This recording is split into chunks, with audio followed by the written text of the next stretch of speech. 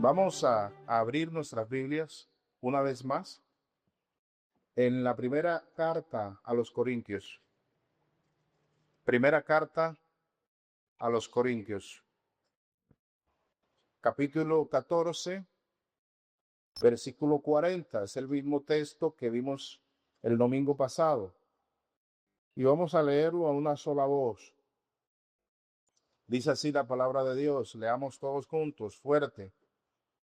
Pero hágase todo decentemente y con orden. Una vez más, pero hágase todo decentemente y con orden. Como lo explicamos el domingo anterior, este pasaje está en el contexto de la iglesia, de la liturgia, del culto.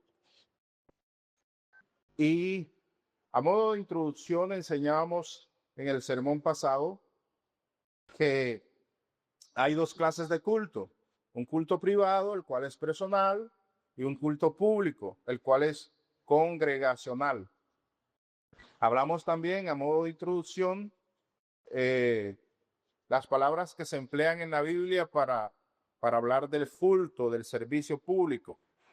Y hablamos de la palabra liturgia y hablamos de la palabra latría o latreía. Y esto para introducir el tema del orden del culto que vamos a estar enseñando hoy y los siguientes domingos. Decíamos también, a modo de introducción de la temática el domingo pasado, que todo culto cristiano tiene un orden o sigue un orden, es decir, un paso a paso, un comienzo, un desenlace, un final, etcétera. Pero que esto la iglesia no se lo ha inventado, que esto lo vemos, este paso a paso, este orden litúrgico lo vemos de muchas maneras en el Antiguo Testamento, en las formas litúrgicas sacrificiales, sobre todo. En la actualidad, cada congregación, cada iglesia, cada denominación, en cada país, tiene una forma de hacer su culto, una forma de servicio público, una forma de liturgia. En cuanto a nosotros, como iglesia reformada, la iglesia reformada se caracteriza por una forma litúrgica también con precedentes históricos. O sea, nuestra forma de hacer el culto no es algo improvisado, sino que es algo que ha sido probado y se ha sostenido a través de el tiempo. Nuestra forma de culto, nuestra liturgia, parte de la palabra de Dios, sigue por los padres de la iglesia, sigue con el tiempo de la reforma, etcétera. De ahí nosotros sustraemos todo lo que es nuestro culto, el paso a paso, nuestra liturgia. Así que podemos estar no solo gozosos de que nuestra liturgia es una liturgia que ha experimentado la iglesia durante siglos, sino que podemos estar completamente seguros y tranquilos de que nuestra liturgia se ajusta a la palabra de Dios. Nuestra liturgia es histórica, probada por el tiempo, pero sostenida por la iglesia de Cristo desde siempre, de manera que cada espacio, cada elemento de la liturgia está basado en la palabra de Dios. Decíamos que el propósito de cada liturgia es llevarnos a Cristo, conducirnos a Cristo, llevarnos a experimentar a Cristo en el culto. Esto, por consiguiente, producirá en nosotros un gozo, una alegría, una felicidad, pero no una alegría loca, ni una felicidad loca, ni un gozo loco, sino un gozo reverente, un gozo santo. Y hablábamos muy someramente de cómo los 24 ancianos, por ejemplo, son los seres que más adoran y alaban a Dios con más alegría y con más impacto en su ser, y lo hacen con una reverencia absoluta, descomunal.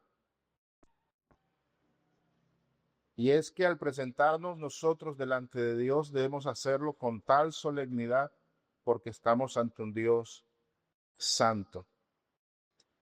Así que al hablar de nuestra liturgia y al practicarla nosotros, podemos estar completamente confiados de que lo que vamos a hacer a Dios le va a agradar porque está sustentado por la palabra de Dios. Esto fue lo que vimos más o menos a modo de introducción el domingo pasado.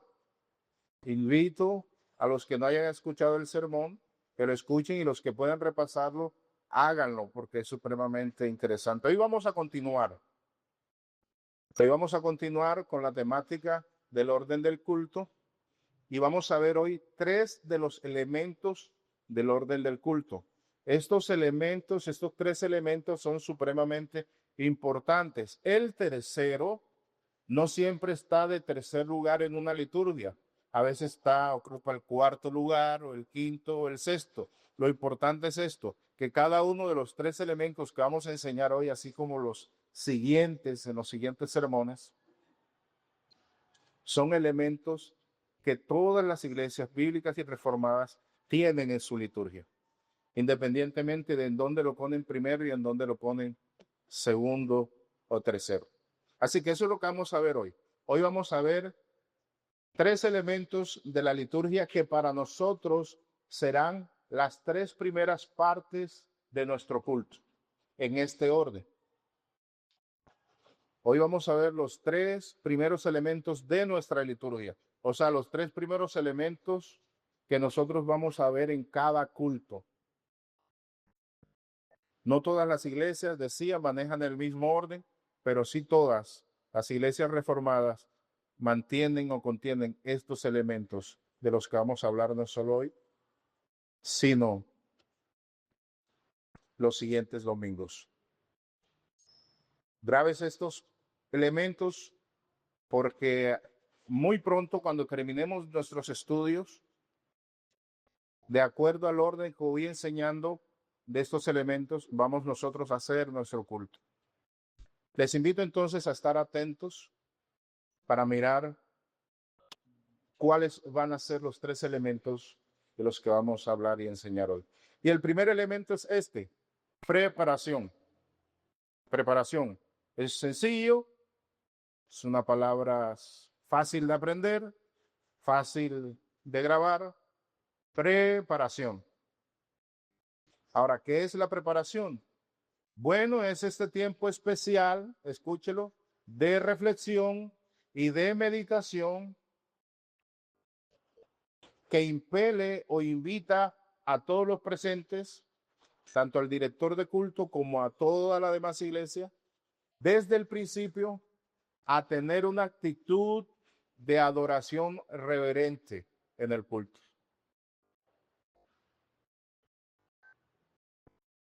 Es un tiempo, o es el tiempo indicado para recordar principalmente que al cruzar por esa puerta hemos entrado a un lugar sagrado, a un lugar santo que hemos destinado nosotros para adorar a Dios.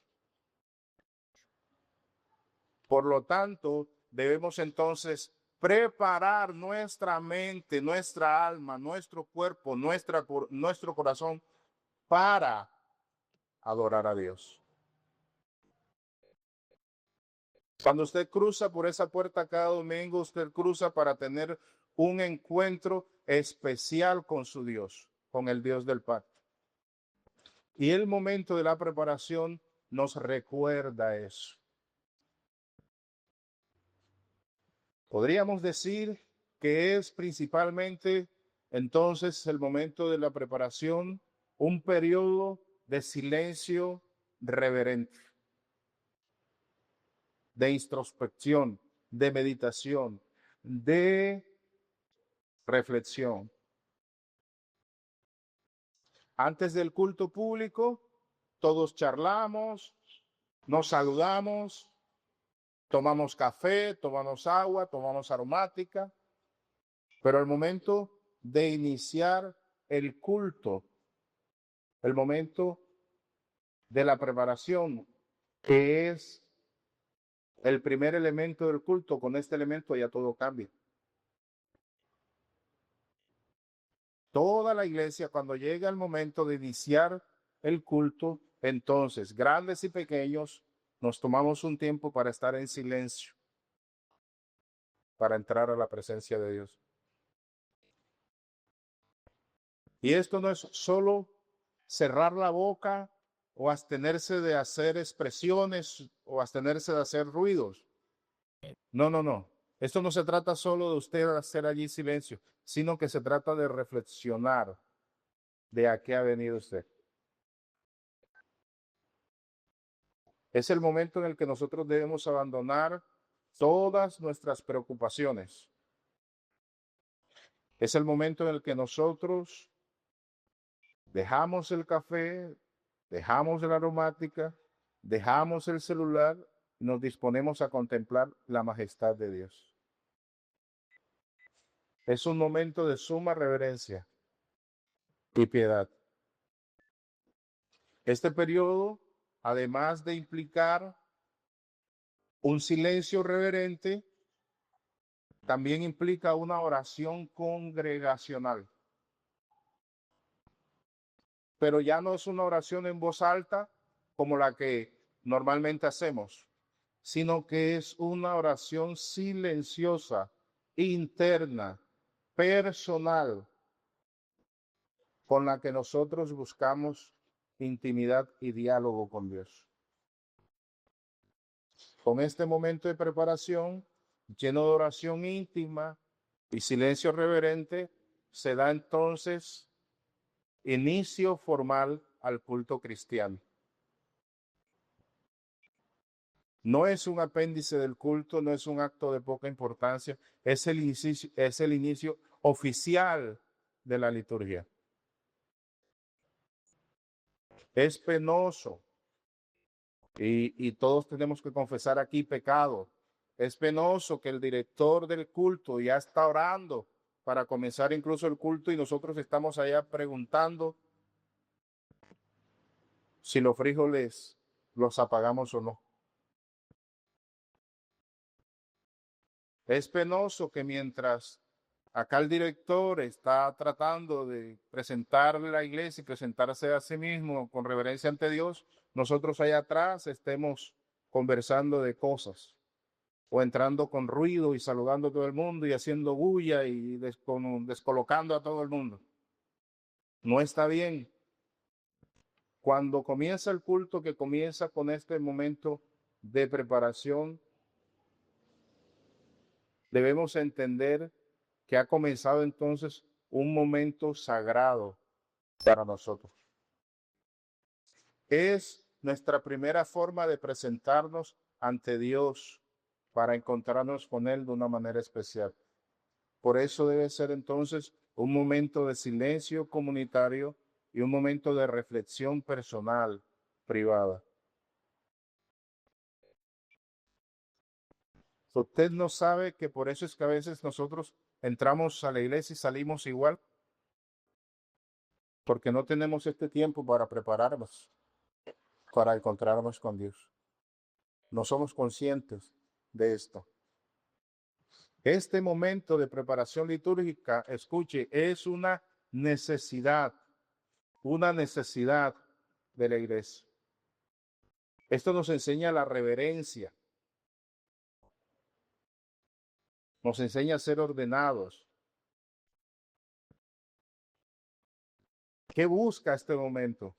Este momento busca que nosotros meditemos en la naturaleza misma del acto en el que nos estamos involucrando.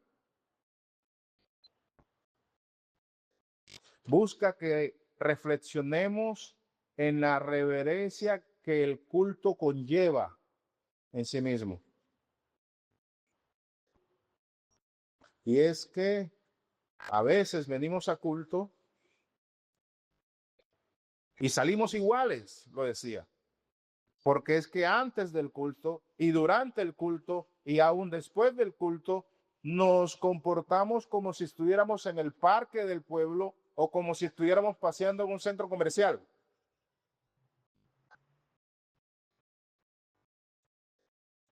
O a veces simplemente venimos tan cargados de problemas o tan distraídos que perdemos el sentido de intimidad espiritual con Dios. Ese sentido de intimidad espiritual que un culto público implica.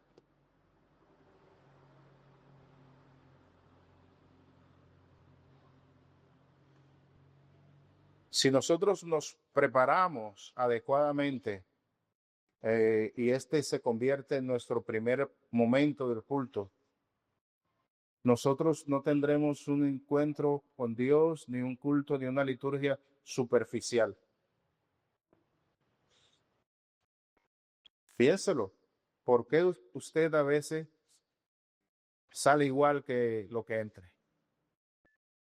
Porque usted está aquí, pero no está aquí. Porque no se preparó ni en casa y mucho menos aquí para adorar a Dios como debe ser. Esta preparación litúrgica debemos aprenderla principalmente nosotros los adultos, los que tenemos que poner el ejemplo. Pero también debemos enseñársela a los niños, principalmente a los más grandecitos. Tenemos aquí un ramillete de 5 o 7 niños hermosos, pero si nosotros no los educamos a ellos para que se comporten adecuadamente en el culto, cuando sean adultos no van a saber hacer. Si yo sé que es difícil, incluso para nosotros, tener y mantener una actitud correcta en el culto. Así que va a ser, si es difícil para nosotros, para los niños va a ser mucho mayor. Sin embargo, esto no omite la responsabilidad. Debemos procurar aprender y mantener y enseñar incluso a los niños acerca de este momento de preparación. En la medida en que nosotros poco a poco le vayamos enseñando a nuestros niños acerca de este encuentro con Dios y la preparación para ello, los estamos preparando para la vida litúrgica de ellos dentro de la iglesia. Ahora, yo sé que por nuestra cultura y a veces por nuestra mala educación, para muchos o para pocos, este punto litúrgico puede ser un problema mayor, porque es que vivimos en una sociedad sumida en el ruido, en el estrés, en las preocupaciones. Es difícil estar aquí y muchas veces no estar pensando en los problemas que nos agobian o las situaciones que nos pasan. Pero justamente el momento de la preparación a eso es que nos invita a que dejemos nuestras cargas y nuestras preocupaciones seculares a un lado para concentrarnos a lo que vinimos.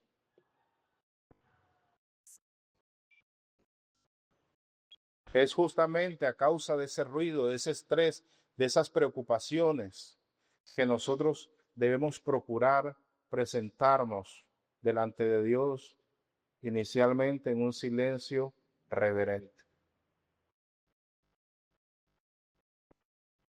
El silencio es sumamente importante. Usted en silencio puede hacer una introspección especial acerca de lo que quiere. La Biblia favorece en muchos pasajes el silencio ante Dios. La Biblia en muchos pasajes favorece esa actitud reverente y de silencio de la que yo les estoy hablando. Aquí algunos pasajes. Salmo 46:10. Estad quietos, no hagan nada. Estad quietos y sabed que yo soy Dios. Este versículo es un llamado a tener una quietud en el alma, una quietud espiritual cuando nos presentemos ante Dios. Este versículo nos dice que dejemos de hacer las cosas por nosotros mismos, que entreguemos nuestras almas, nuestras preocupaciones a Dios, que dejemos de intentar controlar las cosas, que estemos quietos en silencio delante de Él. Cuando esto suceda, entonces sabremos que Él es Dios.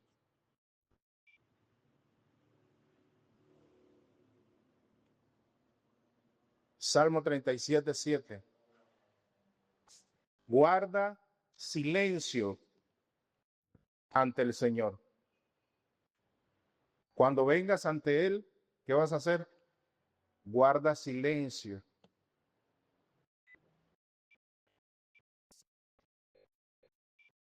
Y espera en Él con paciencia. Isaías 30:15. En la paciencia y la calma seréis salvos. En la quietud y la confianza estará vuestra fuerza. Lamentaciones 3:26. Bueno es esperar en silencio la salvación del Señor. Eclesiastés 5:1-2.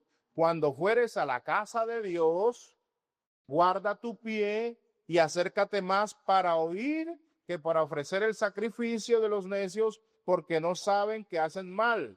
No te des prisa con tu boca, ni tu corazón se apresure a proferir palabra delante de Dios. Apocalipsis 8:1. Cuando abrió el séptimo sello, se hizo silencio en el cielo como por media hora. Yo no voy a explicar este pasaje, pero entienda esto por lo menos. Apocalipsis 8:1 habla de la liturgia que hay en el cielo, lo cual debe ser un ejemplo a seguir de la iglesia o para la iglesia. Zacarías 2:13. Calle toda carne delante de Jehová, porque él se ha levantado de su santa morada. Habacuc 2:20. Mas el Señor está en su santo templo, y cuando él está en su templo, calle delante de él toda la tierra. Sofonías 1:7. Calla en la presencia del Señor. Mis hermanos, es evidente que la Biblia aborda el tema del silencio ante Dios, no solo como un tema de confianza y paciencia cristiana, sino también como una forma, como una manera de adoración reverente. Nos cuesta hacer silencio. Y cuando venimos al culto, lo mostramos. Nos cuesta. Sin embargo, debemos aprender y practicar el silencio delante de Dios. Y no solo en nuestro diario vivir, sino además como parte de nuestra preparación cúltica o litúrgica. ¿Estoy diciendo con esto que todo el culto va a ser en silencio? Eso no es lo que estoy diciendo. Estoy diciendo que esta es la manera en que mejor nos preparamos para entrar a la presencia de Dios. Esta es la primera parte del culto, el primer elemento que emplearemos. El segundo, nosotros lo conocemos y tiene una palabra también supremamente clave: apertura. Apertura. Este es el segundo acto del culto, lo dirige el director del culto. En este caso lo están dirigiendo los diáconos. A partir o muy próximamente también estará dirigiendo culto nuestro hermano misionero Marlon y nuestro hermano anciano gobernante Pedro Chamorro, un domingo cada uno. Así que este es el segundo acto que ellos deberán implementar. Ellos estarán a cargo de que la iglesia haga silencio delante de Dios, pero también estarán a cargo de este segundo acto, el de apertura. ¿Qué se hace aquí? Pues aquí es ya cuando se rompe el silencio, después de la oración silenciosa que todos hacemos, después de que nos presentamos ante Dios reflexivamente, pues se rompe el silencio dando unas palabras de bienvenida, hacen algunas observaciones. Esto vamos a encontrar que los hermanos van a hacer. Dos observaciones importantes. Uno, apaguen el celular, pónganlo en modo avión. Qué horrible que está el hermano acá predicando y la hermanita allá hablando por teléfono. Horrible. Eso usted nomás lo hace aquí, porque usted va a otra parte y guarda reverencia. ¿Ve? Entonces aquí se hacen esas observaciones. Ponerlo en modo avión. Ahora, ¿qué buscamos con esto? ¿Coartar su libertad? ¿Hacerlo sentir mal a usted? No, simplemente evitar las distracciones. Eso es lo que buscamos. Otra cosa que usted va a encontrar que se anuncia tiene que ver con los niños. Los padres de los niños deben estar a cargo de los niños hasta la hora de la predicación, porque los niños deben estar en el culto. No es posible que los niños lleguen y enseguida entren al salón. Ellos no saben entonces ni a qué vinieron. Ellos tienen que vernos a nosotros adorar a Dios. Ellos tienen que aprender a eso. Difícil, sí, porque hasta nosotros nos sentimos a veces cansados y distraídos y todo lo demás, y es complejo tener a un niño allí, pero podemos ir practicándolo. Y los padres procurar que los niños interrumpan lo menos posible en la liturgia, porque los padres debemos estar a cargo de nuestros niños hasta la hora de la predicación. Después de la predicación, pues allá hay un par de jovencitas que los atienden. A ellos también se les va a predicar allá, al nivel de ellos. Pero mientras, ellos nos acompañan en los cantos y en las oraciones. Que toca de pronto sacar a alguno a la terraza un momentico y darle agua y lo que quiera, de eso nos tenemos que encargar los padres, para que ellos no interrumpan, para que no haya distracciones en el culto.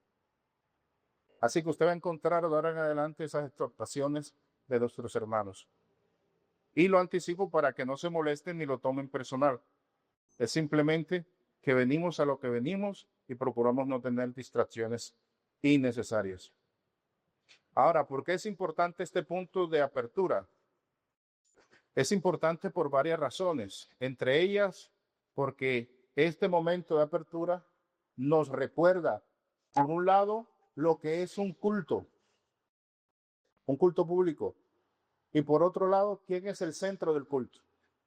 El centro del culto no son los niños, no es el pastor, no son las visitas, no son los celulares. ¿Quién es el centro del culto?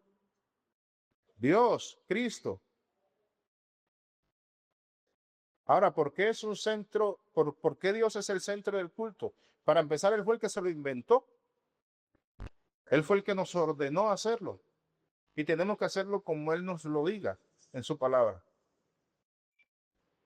¿Usted sabía que cada culto de servicio público es la congregada a causa del llamado que Dios Padre hace?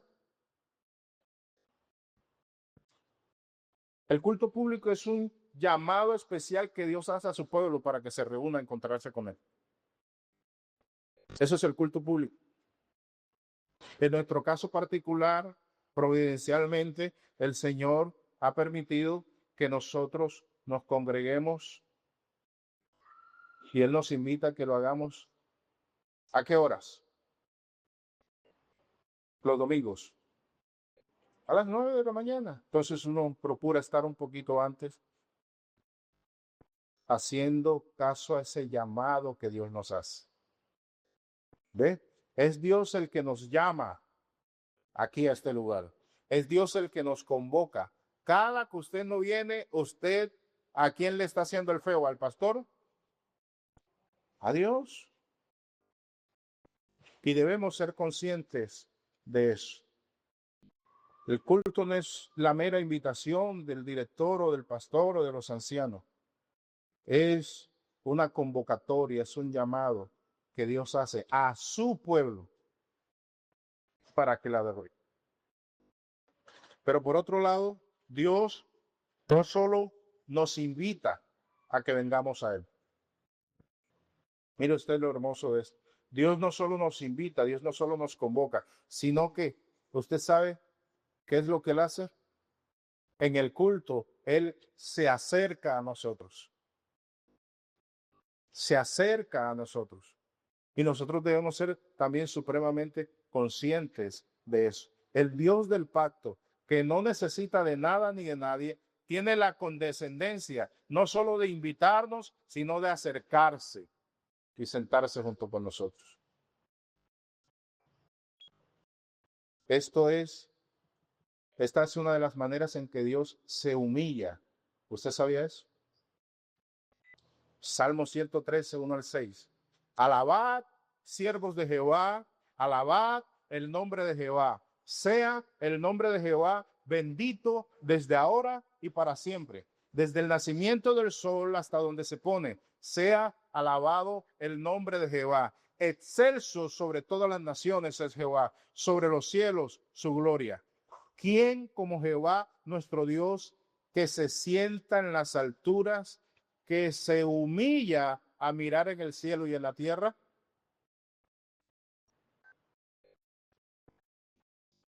De modo, mi hermano, que adorar a Dios no es cualquier cosa. Venir a un culto público a encontrarse con Dios, escuchando la invitación que Dios nos hace, es un privilegio. Es un privilegio. Y es un privilegio que muchos no gozan. Y es un privilegio del que nosotros a veces no somos conscientes. En la congregación de los santos estamos nosotros llamados por Dios a adorarlo. Y cuando comenzamos el culto con la apertura, eso es lo que debemos tener en cuenta. Es este el momento en el que somos exhortados por la palabra de Dios y somos exhortados por el que dirige el culto a alabar a Dios como Él lo merece. Salmo 148. Alabad a Jehová desde los cielos, alabadle en las alturas, alabadle vosotros sus ángeles, alabadle vosotros todos sus ejércitos, alabadle sol y luna, alabadle vosotras todas lucientes estrellas, alabadle cielos de los cielos y las aguas que están sobre los cielos, alaben el nombre de Jehová, porque él mandó y fueron creados, los hizo ser eternamente y para siempre, les puso ley que no será quebrantada. Alabad a Jehová desde la tierra, los monstruos marinos y todos los abismos, el fuego y el granizo, la nieve y el vapor, el viento de tempestad que ejecuta su palabra, los montes y todos los collados, el árbol de fruto y todos los cedros, la bestia y todo animal, reptiles y volátiles, los reyes de la tierra y todos los pueblos, los príncipes y todos los jueces de la tierra, los jóvenes y también las doncellas, los ancianos y los niños, alaben el nombre de Jehová. Porque solo su nombre es enaltecido. Su gloria es sobre tierra y cielos. Él ha exaltado el poderío de su pueblo. Alábenlo todos los santos, los hijos de Israel, el pueblo a él cercano. Aleluya. Note la exhortación que se le hace a toda la creación a alabar a Dios. Y en especial al pueblo del pacto. De modo que cuando hacemos la apertura, en esto es que hacemos énfasis. Somos exhortados a adorar a Dios con la actitud correcta. Esta actitud del salmo que acabamos de leer es la actitud que debemos tener todos los creyentes cuando venimos al culto público. Como iglesia debemos entender que debemos adorar a Dios por lo que Él es y por lo que Él hace. Debemos adorar a Dios porque entendemos que Él es digno de nuestra adoración. Como congregación nos reunimos a eso. Y es en el acto de apertura en el que se nos exhorta y se nos recuerda esto. El siguiente elemento del culto, el siguiente paso a seguir en nuestra liturgia particular será confesión de pecados. Ya hemos reflexionado en silencio, ya nos hemos dispuesto internamente y de manera privada íntima para el acto del culto. Ya hemos sido exhortados en la apertura para tener la disposición correcta. Ahora entramos a confesar nuestros pecados. ¿Por qué debemos hacer confesión comunitaria de pecados? ¿Por qué? Porque cada uno de nosotros comete pecado. Y como iglesia, en términos generales, pecamos.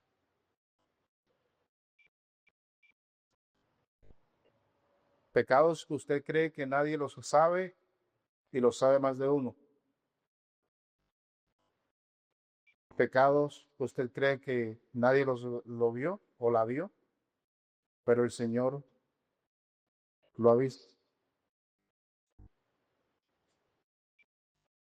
Somos salvos, sí, pero también pecadores. Y no podemos olvidar que estamos adorando a un Dios 3 veces santo. ¿Cómo es posible que pretendamos agradar a Dios con un bulto de pecado en nuestros hombros de la semana antepasada, del mes pasado, del año pasado? Y nunca nos hemos arrepentido sinceramente de ellos. ¿Cree usted que Dios está obligado a recibir esa adoración suya?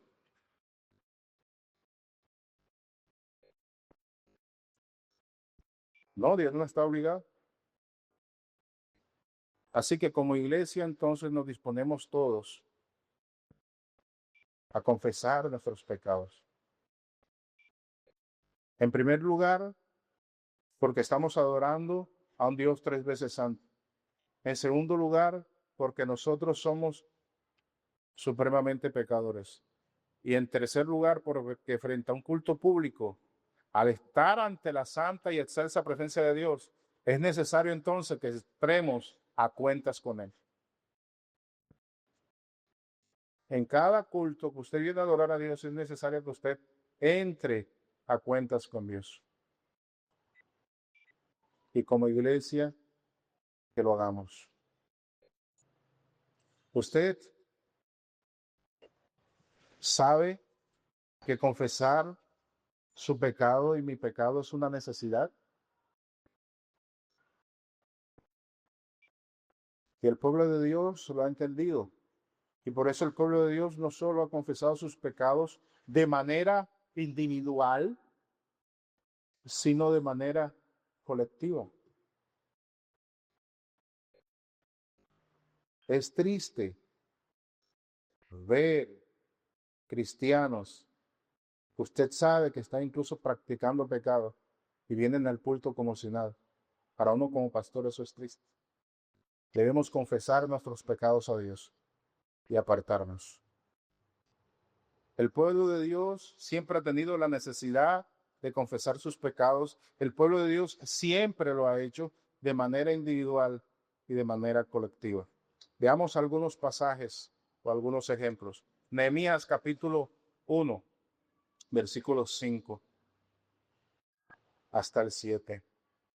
Y dije, te ruego, oh Jehová, Dios de los cielos, fuerte, grande y temible, que guarda el pacto y la misericordia a los que le aman y guardan sus mandamientos. Esté ahora atento tu oído y abierto tus ojos para oír la oración de tu siervo, que hago ahora delante de ti día y noche por los hijos de Israel, tus siervos, y confieso los pecados de los hijos de Israel que hemos cometido contra ti. Sí, yo y la casa de mi padre hemos pecado. En extremo nos hemos corrompido contra ti y no hemos guardado los mandamientos, estatutos y preceptos que diste a Moisés tu siervo.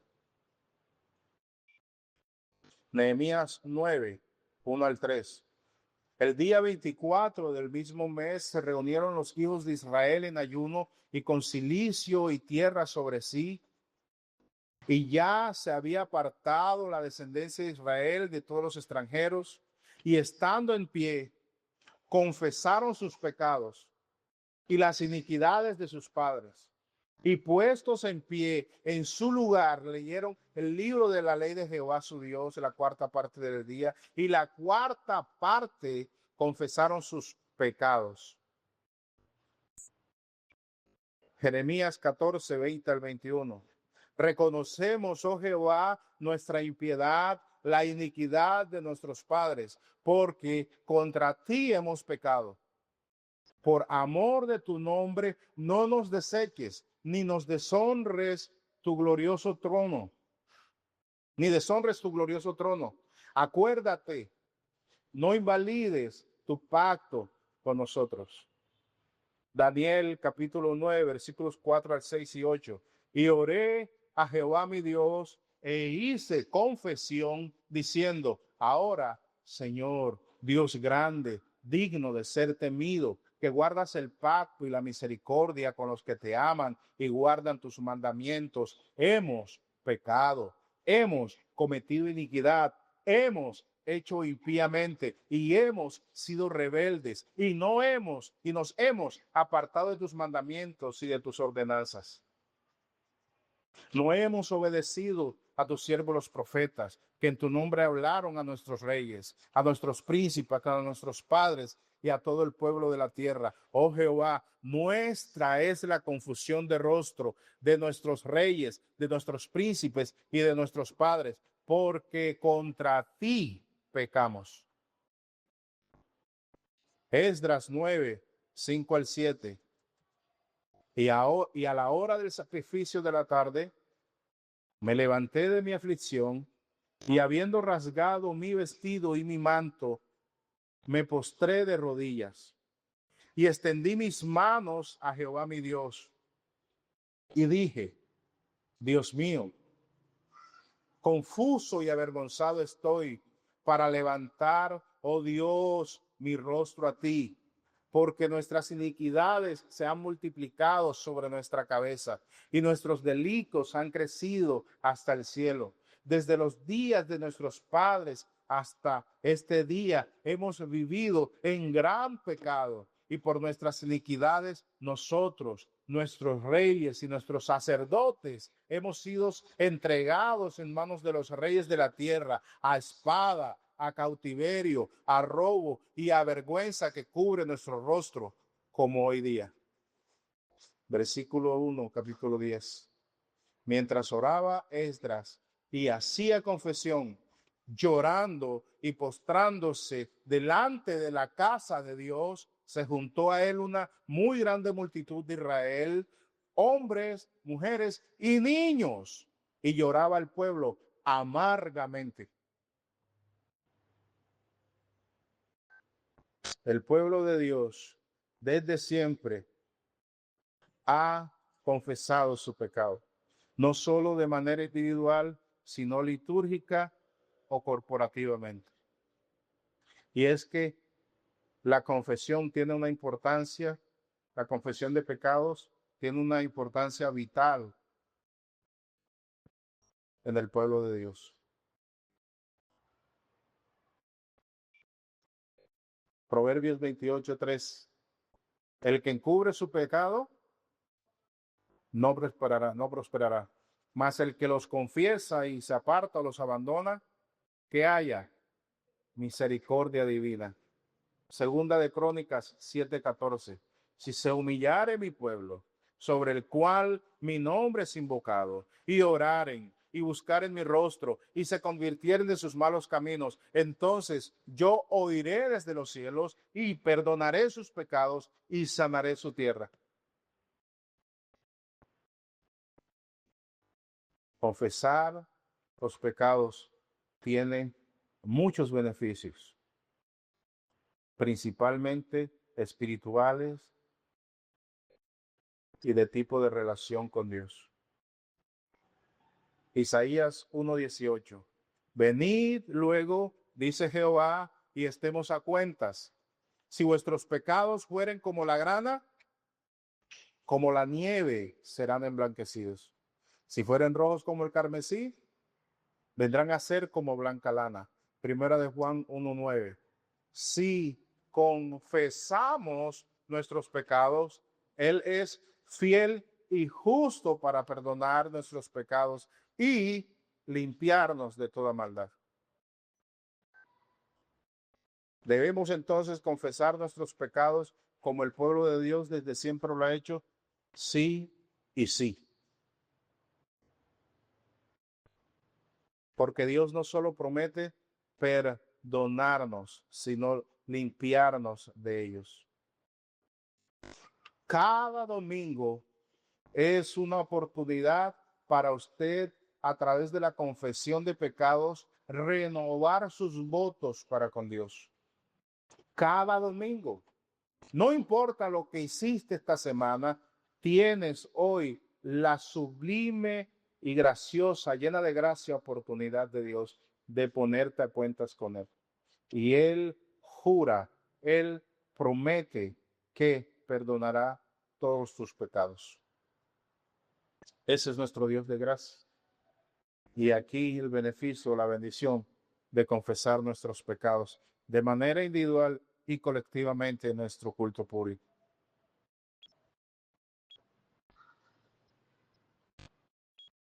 Mis hermanos, concluimos hoy entonces esta enseñanza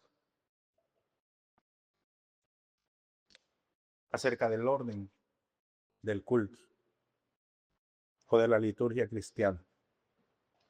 Vimos hoy los tres primeros elementos que emplearemos en nuestros cultos muy prontamente. Algunos de los elementos, como la confesión y la apertura, ya la venimos practicando, pero la preparación no, y así habrán algunos elementos que veremos más adelante, que nos daremos cuenta que los hemos venido practicando, pero habrán otros que no. La importancia de la enseñanza de hoy radica en que no solo hemos mencionado tres elementos, sino que le hemos dado un orden y hemos explicado su importancia. Cada iglesia reformada tiene su propio orden. Sin embargo, estos tres elementos usted los va a encontrar en toda liturgia bíblica. ¿Cuáles son esos tres elementos? Dijimos, la preparación, la apertura del culto y la confesión de pecados. En cuanto a la preparación, hicimos énfasis en la oración y la reflexión silenciosa. Y es que el silencio es sumamente importante. Es en el silencio de la madrugada en que usted a veces mejor piensa. Es en el silencio en el que usted puede escuchar cosas que por el ruido de la gente y de usted mismo, de otra manera sería imposible escuchar o disfrutar, por ejemplo, como el canto de los pájaros. Como iglesia nosotros reconocemos la necesidad de estar entonces de manera inicial en silencio delante de Dios, con quietud o por lo menos buscando quietud y sosiego en nuestras almas. Este énfasis en la preparación, énfasis en la oración, en reflexión silenciosa, debemos practicarla, debemos aprenderla porque lo necesitamos. Silencio ante el Dios del pacto, silencio ante el Dios que actúa. Esa es la mejor forma de prepararnos para entrar a un diálogo íntimo con Él. Él va a hablarnos, nosotros también nos dirigiremos a Él con oraciones, con cánticos, con súplicas. Pero qué bueno iniciar con una introspección y una actitud de reverencia silenciosa. Difícil, sí, pero no imposible.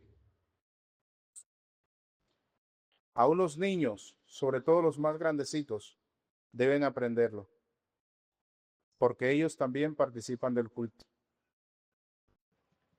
Y espero, después de enseñar acerca de los niños, que la decisión que usted tome sea: ahora no los llevo más a la iglesia, porque eso es lo que Satanás quiere. No, la idea es traerlos y enseñarles. Los niños dentro del pueblo de Dios tienen una importancia que usted ni se la imagina. Usted sabía que cuando el Señor ordenó a Moisés libertar a su pueblo, Faraón quería quedarse con los niños justamente. Y lo que encuentra uno es que el Señor le dice: no, los niños son míos. Y ellos vienen con sus padres, porque todos ellos, padres e hijos, grandes y pequeños, yo los he llamado a que me adoren en el desierto. No deje su niño en casa. Nehemías 8, 1 al 2, y este es de la Nueva Biblia de las Américas. Todo el pueblo se reunió como un solo hombre, la iglesia del Antiguo Testamento. Escúchelo. En la plaza que estaba delante de la puerta de las aguas.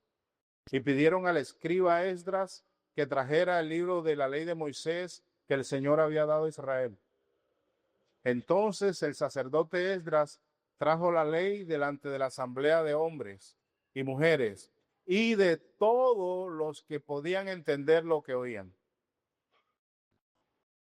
No solo adultos, no solo hombres, no solo mujeres, niños, todos los que podían entender. Deuteronomio 31, 11 al 12. Cuando viniere todo Israel a presentarse delante de Jehová tu Dios, en el lugar que él escogiere, leerás esta ley delante de todo Israel a oído de ellos. Harás congregar al pueblo, varones y mujeres y niños. Qué hermoso nosotros poder enseñar la reverencia necesaria a nuestros niños, sobre todo a los más grandecitos, en cuanto a la preparación del culto y de la liturgia. En cuanto a la apertura, fuimos exhortados a adorar a Dios y a tener una actitud correcta de adoración. Al hacer una preparación adecuada, ya luego en la apertura nos disponemos a adorar a Dios de una manera reverente. Decíamos que es un encuentro, cada culto, con el Dios del pacto. Él nos llama, Él nos convoca, pero además es condescendiente con nosotros y se acerca a nosotros al culto. Esto lo aprendimos en cuanto al punto de la apertura. Y decíamos que es entonces un privilegio enorme adorar a Dios en un culto público. Y adorar a Dios debemos nosotros aprender a hacerlo y enseñarle una vez más a los hijos. Salmo 148, 11 al 14, los reyes de la tierra y todos los pueblos, los príncipes y todos los jueces de la tierra, los jóvenes y también las doncellas, los ancianos y los niños, alaben el nombre de Jehová. Estos puntos no son solo para nosotros los adultos entonces, son para ser enseñados a los niños. En cuanto a la confesión, esto también aplica para ellos. Nosotros como padres, como sacerdotes de nuestras casas, debemos también pedir perdón a Dios por nuestras esposas y por nuestros hijos, por nuestra familia. Y ahora imagínense un grupo gigante del pueblo de Dios pidiendo y haciendo confesión de pecados ante Dios como un solo uno. Es hermoso. En cuanto a la confesión de pecados, vimos su importancia, vimos su necesidad y vimos su soporte bíblico. Quiera Dios que lo hayamos aprendido.